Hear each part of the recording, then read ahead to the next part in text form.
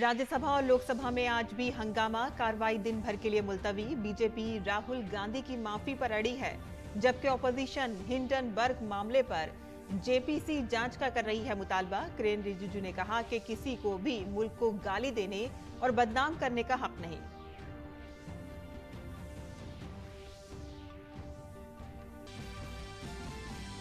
दिल्ली में शराब घपले के बाद साबिक नायब वजीर आला और आम आदमी पार्टी के रहनुमा मनीष सिसोदिया अब जासूसी केस में फंसे।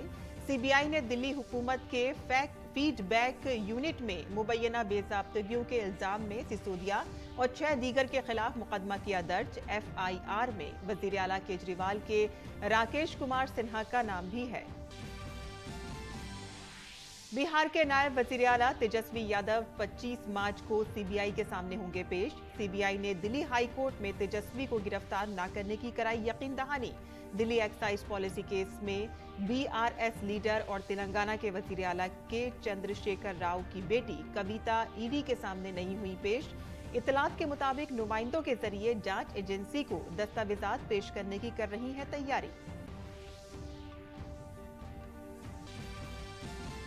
सदर जमहूरिया द्रौपदी मुर्मू आज से केरल, तमिलनाडु और लक्षद्वीप के 6 रोजा दौरे पर। सदर ने आज आईएनएस विक्रांत का किया दौरा। कोची में सदर जमहूरिया आईएनएस द्रोणाचार्य को पेश किया सदारती परचम।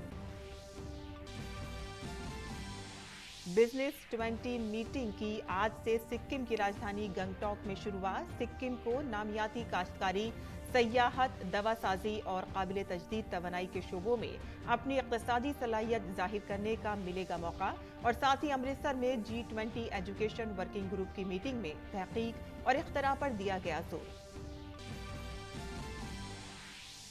आलमी चैंपियन निखत जरीन ने दिल्ली में मुनक़िद होने वाली खवातीन की आलमी बॉक्सिंग चैंपियनशिप में जीत के साथ किया आगाज। अजरबैजान की बॉक्सर को दी शिकस्त। और टेस्ट के बाद भारत और ऑस्ट्रेलिया के दरमियान अब वनडे सीरीज का आगाज कल से। पहले मैच मुंबई में रोहित शर्मा जाती वजूहात की बिना पर पहले वनडे में भारतीय टीम का नहीं होंगे हिस्सा। ऑस्ट्रेलिया की कमान संभालेंगे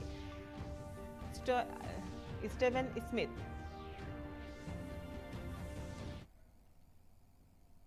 आदाब नाज़रीन, खबरनामे में आपका इस्तकबाल है। मैं हूं साइमा खान। अब खबरें तफसील से। और आज बजट इजलास के दूसरे मरहले के चौथे दिन भी दोनों ऐवानों में हंगामा आराई शुरू हुई। लोकसभा और राज्यसभा की कार्रवाई शुरू होते ही मुलतवी कर दी गई। दोनों ऐवानों की कार्रवाई पहले दिन में 2 बजे तक और फिर दिन भर के लिए मुलतवी कर दी गई। लोकसभा में बीजेपी मेंबरान पार्लियामेंट ने राहुल गांधी के बयान पर माफी मांगने का मुतालबा किया, तो वहीं दूसरी तरफ ऑपोजिशन ने हिंडनबर्ग के मामले पर हंगामा खड़ा कर दिया। ऑपोजिशन अरकान असेंबली नारे लगाते हुए वेल के पास आ गए। लोकसभा स्पीकर ने अरकान पर जोर दिया कि वो पार्लियामेंट को खुश उसलूबी से चलाएं। आप सदन नहीं चलाना चाहते, बजट पे चर्चा नहीं करना चाहते, प्रश्नकाल पे चर्चा नहीं करना चाहते, नारेबाजी करना चाहते हैं। क्या उचित है ये? आप बाहर जाकर चर्चा करते हैं, मौका नहीं देते और बेल में आके नारेबाजी करते हैं।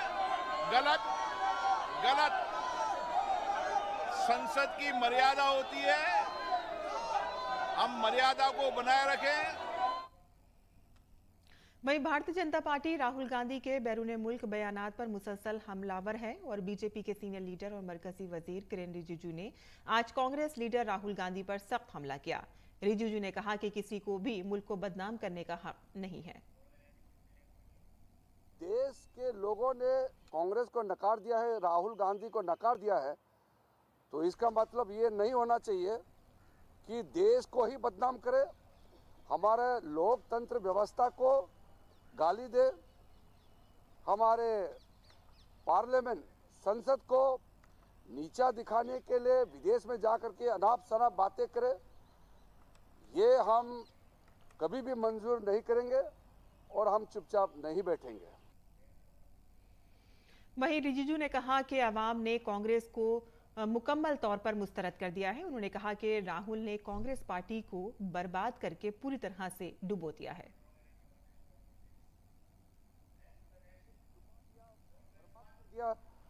तो हमारे लिए ये कोई रुचि का विषय नहीं है, लेकिन अगर वो देश को डुबाने का काम करेगा, देश को नुकसान कराने का काम करेगा, तो इस देश का नागरिक होने के नाते हम चुपचाप नहीं बैठ सकते हैं। और हम लोकतंत्र के मंदिर में देश के लिए काम करते हैं। उस लोकतंत्र के पार्लियामेंट के मेंबर होने के नाते अगर हम चुपचाप बैठेंगे, कोई देश को गाली देगा तो ये देश कभी माफ नहीं करेगा। वहीं किरेन रिजिजू ने कहा कि राहुल गांधी पार्लियामेंट के वकार को मजरू कर रहे हैं। राहुल गांधी मुल्क में सबसे ज्यादा बोलते हैं, लेकिन लंदन जाने के बाद उन्होंने कहा कि उन्हें बोलने की इजाजत नहीं दी जाती है। राहुल गांधी ने कहा कि यहाँ कॉलेजों में, यूनिवर्सिटी में जाकर के वो भाषण भी नहीं दे सकते हैं। देश में कहीं भी जाकर के कुछ भी बात नहीं कर सकते हैं, रोक दिया जाता है। आप सबने देखा है, उन्होंने यात्रा किया, अपने ही विचार से मिलने वालों का एक झुंड लेकर के उन्होंने यात्रा किया और हर दिन सुबह शाम बोलते रहा, हर समय बोलते रहा। फिर विदेश में जाके बोलते हैं कि इंडिया में बोलने का आज़ादी नहीं है। देश के लिए ये एक बहुत ही दुखद समय है कि पार्लियामेंट का मेंबर, जिस पार्लियामेंट का खुद मेंबर है, वही उस पार्लियामेंट का गरिमा को गिराने का काम कर रहा है। मरकजी वजीर अनुराग सिंह ठाकुर ने कहा कि दुनिया ने भारत की क़यादत को कबूल किया है, लेकिन कांग्रेस शायद इसे मानने को तैयार नहीं है। कांग्रेस को पार्लियामेंट की तौहीन नहीं करनी चाहिए। आज दुनिया ने भारत के नेतृत्व को माना है, लेकिन शायद कांग्रेस मानने के लिए तैयार नहीं। लेकिन कम से कम संसद का अपमान तो ना करें, सांसदों का समय बर्बाद ना करें और देश के बारे इस तरह के विचार रखना, ये दुर्भाग्य है जी। ये पार्टी जो खुद 60 साल सत्ता में रही और अब उनको भी विदेश में जाकर किसी ने ज्ञान दिया कि जब इंदिरा जी भी विदेश आई थी तब देश के बारे में कुछ नहीं कहा था, लेकिन आप उनसे ही कुछ सीख लीजिए। वहीं कांग्रेस सदर मल्लिकार्जुन खड़गे का कहना है कि राहुल गांधी के माफी मांगने का सवाल ही पैदा नहीं होता। पार्लियामेंट में डिस्कशन नहीं होना ये उनका मंशा है।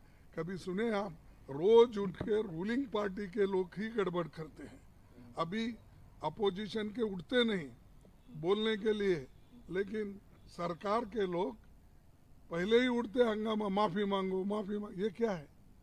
क्या इंस्टिगेट, खुद इंस्टिगेट कर रही सरकार और दूसरों को डेमोक्रेसी जो बात सुनाती है। माफी मांगने का सवाल ही नहीं।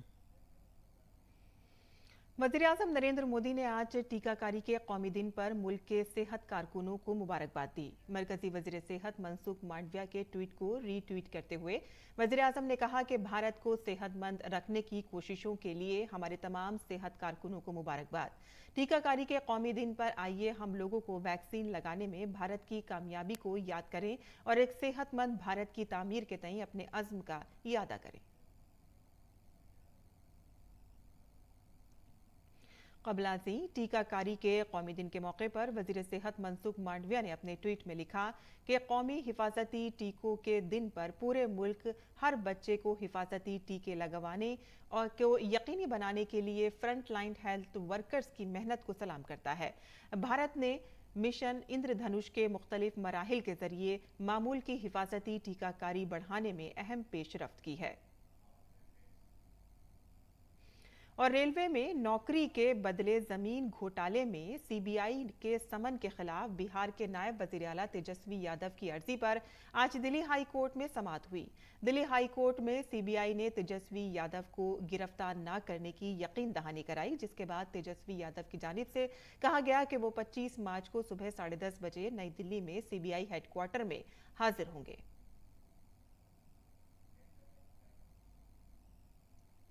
तेलंगाना के वजीर आला केसीआर की बेटी कविता दिल्ली शराब घोटाले के सिलसिले में आज इन्फोर्समेंट डायरेक्टोरेट के सामने पेश नहीं होंगी।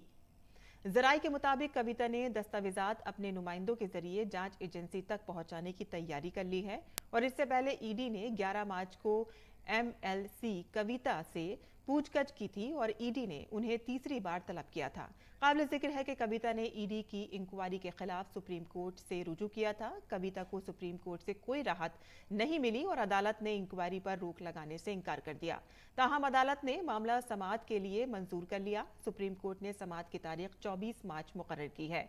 दिल्ली में शराब की पॉलिसी में मुबैना बेज़ाब्तगियों को लेकर मरकजी तफ्तीशी एजेंसी की कार्रवाई जारी है और इस मामले में दिल्ली के नायब वज़ीर आला मनीष सिसोदिया को पहले ही गिरफ्तार किया जा चुका है और इससे पहले आज पूछगछ के पेश नज़र BRSMLA के कविता की रिहाइशगाह के बाहर सिक्योरिटी सख्त कर दी गई है। बीजेपी लीडर हरीश खुराना ने कविता को निशाना बनाते हुए कहा है कि कविता जी कह रही हैं कि शराब घपले में उनका कोई हाथ नहीं है और वो मनीष सिसोदिया को भी नहीं जानती हैं। लेकिन कविता के CA बोची बाबू ने साफ कह दिया है कि मनीष सिसोदिया और अरविंद केजरीवाल से उनका ताल्लुक है। हरीश खुराना ने कहा है कि कविता को तमाम सवालों के जवाब देने चाहिए, न कि सियासत करनी चाहिए।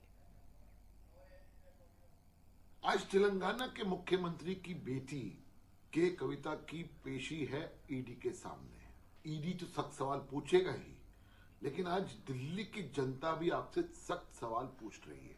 सवाल ये है कि आप कहती है कि मेरे कोई संबंध नहीं है दिल्ली की लिकर पॉलिसी से और मैं कभी भी मनीष सिसोदिया नहीं मिली। There is a political understanding between K Kavitha and the CM and Deputy CM of Delhi. In that process, K. Kavita also met Mr. Vijay Nair on 19th and 20th of March 2021. CBI ने feedback unit case में मनीष सिसोदिया के खिलाफ मुकदमा दर्ज किया है। CBI ने 6 दीगर मुल्जिमान के खिलाफ भी केस दर्ज किया है। फीडबैक यूनिट की तश्कील दिल्ली हुकूमत ने 2015 में की थी।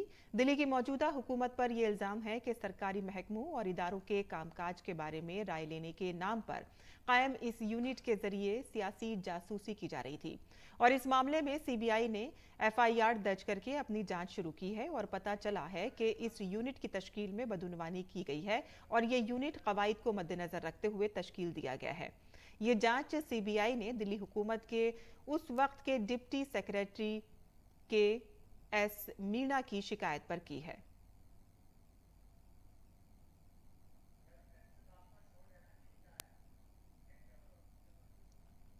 और हमारे नामानिगाह शैलेंद्र मिश्रा ने मनीष सिसोदिया के खिलाफ FBU केस में मुकदमा दर्ज किए जाने के मामले पर बीजेपी के रुकन पार्लियामेंट मनोज तिवारी से बात की है।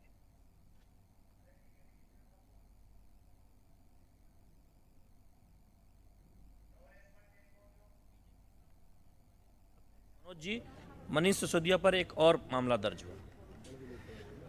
देखिए, जो जैसा करेगा वैसा तो भरना पड़ेगा और ये केस तो मैंने सदन में उठाया था।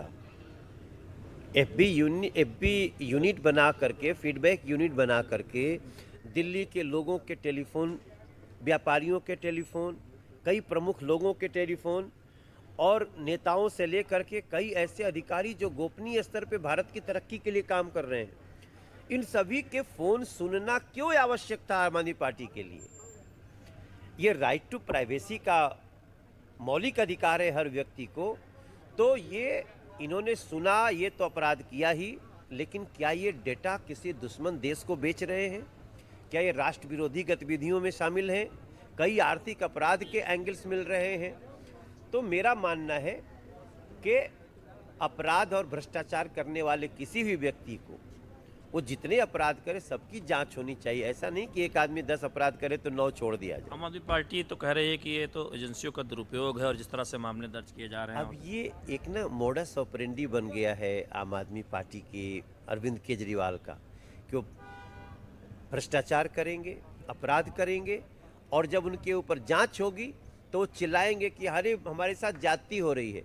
तो अब दिल्ली की जनता ये मानने वाली नहीं है। दिल्ली की जनता को लग गया है कि जो मीठी मीठी बात करके अभी तक पोल्यूशन में नंबर 1 बना दिया दिल्ली को, जमुना जी नहीं साफ हो पाई, गंदा पानी घरों में आ रहा है, सीवर नहीं है, गलियां बजबजा रही हैं, दिल्ली के बच्चों को नया स्कूल नहीं है, वो छोड़ेंगे क्या? वो सब चाहते हैं कि वादा किया था तरक्की का, कर रहे हैं अपराध और भ्रष्टाचार, सजा मिलनी चाहिए। बहुत बहुत धन्यवाद मनोज तिवारी। एक और मामला जो दर्ज हुआ है मनीष सिसोदिया पर, उस पर अपनी प्रतिक्रिया दे रहे थे शैलेंद्र मिश्र, DD न्यूज़, दिल्ली। वहीं आज अमृतसर में G20 एजुकेशन वर्किंग ग्रुप की दूसरी मीटिंग का दूसरा दिन है। इस मीटिंग में तालीम से मुतालिक मसाइल पर तबादला ख्याल किया जा रहा है। तालीम के एजेंडे पर दिन भर मुख्तलिफ मराहिल में बहस की गई। मीटिंग में G20 ममालिक के नुमाइंदों के अलावा के कृष्णमूर्ति, सेक्रेटरी हायर एजुकेशन, वजारत तालीम और professor Rajeev Ahuja, director IIT Ropar, दीगर माहिरीन तालीम और ओहदेदार मौजूद हैं। मीटिंग के पेश नज़र सिक्योरिटी के सख्त इंतजाम किए गए हैं। 3 रोज़ा इजलास की मेज़बानी वजारत तालीम कर रही है। G20 के तहत बिजनेस 20 मीटिंग आज से सिक्किम की राजधानी गंगटोक में शुरुआत हो गई। इस मीटिंग के दौरान सिक्किम को नामियाती काश्तकारी, सयाहत, दवासाजी और काबिल तजदीद तवानाई के मैदान में अपनी इक़्तिसादी सलाहियत को जाहिर करने का मौका मिला है। शुमाल मशरिक में मुनक़िद होने वाली 4 कारोबारी सरबराही कॉन्फ्रेंसों में से ये तीसरी है। B20 सरकारी G20 डायलॉग फोरम है, जहां दुनिया की कारोबारी बरादरी और मुतल्लिका माहिरीन ख्यालात का तबादला करते हैं। B20 कॉन्फ्रेंस में ऑर्गेनिक फार्मिंग पर खुसूसी बहस की जाएगी, जबकि यहां पर स्टार्टअप 20 मीटिंग 18 और 19 मार्च को गंगटोक में होगी।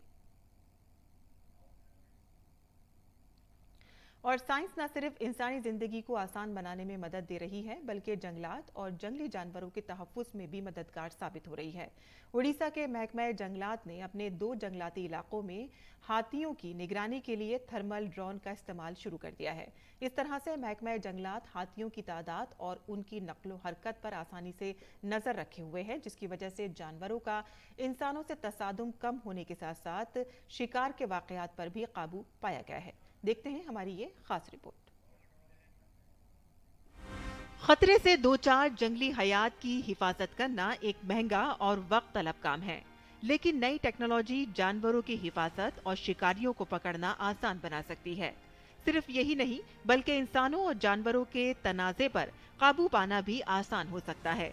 उड़ीसा के महकमा जंगलात ने क्यूझर फॉरेस्ट डिवीजन और सिमलीपाल टाइगर रिजर्व में थर्मल ड्रोन कैमरों की खिदमत हासिल की हैं। क्यूझर वाइल्ड लाइफ डिवीजन के डिविजनल फॉरेस्ट ऑफिसर धनराज धामधीरे के मुताबिक महकमा जंगलात की तीसरी आंख के तौर पर थर्मल कैमरों वाले ड्रोन रात के वक्त बहुत फायदेमंद साबित हुए हैं। थर्मल ड्रोन से हमको जो रात में जो लिमिटेशंस थे, रात में दिखाई नहीं देता था या एकदम डेंस फॉरेस्ट है उसके अंदर जाना और हाथी की गतिविधि के ऊपर नज़र रखना, यह हो नहीं पाता था। तो उसके हिसाब से अभी ये थर्मल ड्रोन हम जब से यूज़ कर रहे हैं तो उससे हमें बहुत सारे बेनिफिट्स मिल रहे हैं। क्यूझर वाइल्ड लाइफ डिवीजन में हाथियों की बड़ी तादाद है और इस वजह से हाथियों के जंगल के आसपास की आबादी से तसादुम में भी इजाफा हुआ है। ऐसी सूरत हाल में थर्मल कैमरे हाथियों को समझने के काबिल हैं और उनकी नक्लो हरकत को आसानी से जानने में मदद करते हैं। इसके साथ साथ ड्रोन की मदद से महकमा जंगलात हाथियों की लोकेशन के साथ ही वो क्या खा रहे हैं इसकी भी मालूमात हासिल की जा सकती है। रात में बहुत बड़ा जंगल है और उसके साइड में बहुत सारे गांव हैं, तो एक एलिफेंट हर्ड किस दिशा में गांव को निकलेगा पता नहीं चलता था। तो ड्रोन से हमें पता चलता है कि अभी उसका मूवमेंट किस तरफ होने वाला है। सिमलीपाल टाइगर रिजर्व के डिप्टी डायरेक्टर ने बताया कि महकमा जंगलात ड्रोन और थर्मल कैमरों की मदद से जानवरों की निगरानी करता है और अगर इंसानों से उनके तसादुम का इम्कान हो तो देहातियों को अलर्ट करने के लिए भी इस्तेमाल किया जा रहा है। ड्रोन टेक्नोलॉजी के इस्तेमाल से जंगल में इंसानों और हाथियों के दरमियान झगड़े में भी कमी आई है। इसके नतीजे में जंगल के अंदर भी हंगामी इक़दामात किए जा सकते हैं, जैसे कि आग पर काबू पाना और शिकारियों को पकड़ना। We are using drone not only for human wildlife conflict, but also in many other sectors like fire control and human wildlife conflict is one of the uses where we are using the drone. Recently, we trained our staff to utilize the drone in emergency situations, because in many situations, like whenever there is a rescue operation of elephants or any other animal, or whenever they may go for fire extinguishing, so there may be some emergency situations. Orissa का महकमा जंगलात इंसानी हाथियों के तनाजात को कम करने की कोशिशों के हिस्से के तौर पर जंगल के अमले और गांव वालों को खबरदार करने के लिए कैमरे पर मबनी निजाम पर भी काम कर रहा है। ड्रोन और थर्मल कैमरे जैसी नई टेक्नोलॉजी रेंजर्स को कुदरती दुनिया के बारे में बेमिसाल बसीरत हासिल करने के लिए महारत और इल्म फराहम करती हैं, जबकि उनके शोबे में एक दरीना मसला यानी इफरादी कुव्वत की कमी को भी हल करती हैं। ब्यूरो रिपोर्ट, उर्दू खबरें। और बैनुल-अक़वामी खबरों में तोशा खाना मामले में इमरान खान को लाहौर हाई कोर्ट ने राहत देते हुए पुलिस ऑपरेशन पर रोक लगा दी है। अदालत ने जमा पार्क में जारी पुलिस की कार्रवाई को अगले हुक्म तक रोकने का हुक्म दिया है। वहीं इस्लामाबाद हाई कोर्ट ने इमरान खान को अपनी गिरफ्तारी वारंट मंसूख कराने के लिए ट्रायल कोर्ट में अपील करने का हुक्म दिया है। वहीं अदालत ने पुलिस को माल रोड केनाल पुल से 500 मीटर पीछे रहने की हिदायत दी है। जस्टिस तारिक सलीम ने समाअत के दौरान पुलिस को हिदायत दी कि शहर में पाकिस्तान सुपर लीग जारी है और इसीलिए शहर अमन व अमान बरकरार रखने के लिए वो अपना ऑपरेशन रोक दें, जबकि अदालत ने पीटीआर कारकुनों की गिरफ्तारी रोकने की दरख्वास्त को मुस्तरद कर दिया है। काबिल जिक्र है कि पाकिस्तान तहरीक इंसाफ के चेयरमैन इमरान खान के खिलाफ गिरफ्तारी के गैर जमानती वारंट जारी होने के बाद पुलिस की टीम जमान पार्क पर मौजूद है, जहां उसे पीटीआई कारकुनों की जानिब से मज़ाहमत का सामना है। पुलिस और कारकुनों के दरमियान झड़पों में अब तक दर्जनों अफराद जख्मी हुए हैं, जिनमें पुलिस एहलकार और आम शहरी भी शामिल हैं।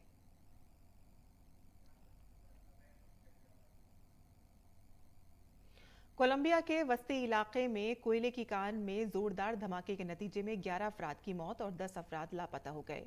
कोलंबिया के सदर गुस्ताओ पेट्रो ने कहा है कि इमदादी कारकुन कान में फंसे अफराद को बचाने की हर मुमकिन कोशिश कर रहे हैं।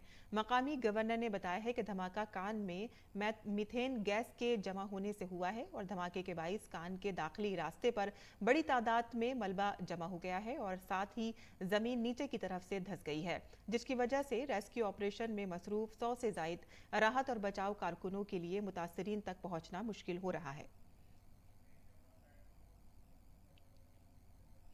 शाम के सदर बशारुल असद रूस के दौरे पर हैं। शामी सदर ने क्रेमलिन में रूसी सदर व्लादिमीर पुतिन से मुलाकात की। शामी सदर ने यूक्रेन में तनाज़े की सूरत हाल में अपनी हिमायत का इजहार किया। शामी सदर ने कहा है कि रूस यूक्रेन में न्यू जानियों से लड़ रहा है और साथ ही रूसी सदर ने रूसी मुसल्लह अफवाज के ताउन पर शामी सदर का शुक्रिया अदा किया। व्लादिमीर पुतिन ने कहा है कि हमने दहशतगर्दी के खिलाफ जंग में अहम नताइज हासिल किए हैं, जिसकी वजह से समाजी, माशी और दाखिली सियासी सूरत हाल मुस्तहकम हो सकती है। और खेल की खबरों में आलमी चैंपियन और भारत की सबसे बड़ी तमगे की उम्मीद निखत जरीन ने दिल्ली में खेली जा रही खवातीन की आलमी बॉक्सिंग चैंपियनशिप के दूसरे राउंड में जगह बना ली है। निखत ने अपने पहले ही मैच में शानदार खेल का मुजाहिरा करते हुए अजरबैजान की अपनी हरीफ मुक्केबाज इस्माइल लोफा अना खानम को 5-0 से शिकस्त देती है। निखत ने यह जीत 50 किलोग्राम वेट कैटेगरी में हासिल की है।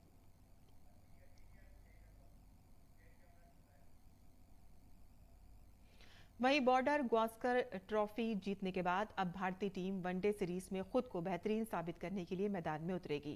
पहला मैच कल मुंबई के वानखेड़े स्टेडियम में खेला जाएगा।